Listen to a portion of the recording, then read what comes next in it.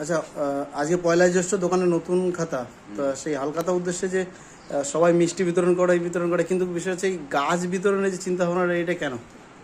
এটা হিসাবে ধরতে গেলে আমার একটা ব্যক্তিগত অভিমত, কারণ আজকে প্রকৃতির যা পরিস্থিতি, এই পরিস্থিতিতে যে দাবদাহ চলছে, এর থেকে বাঁচার একমাত্র উপায় হচ্ছে এই গাছ।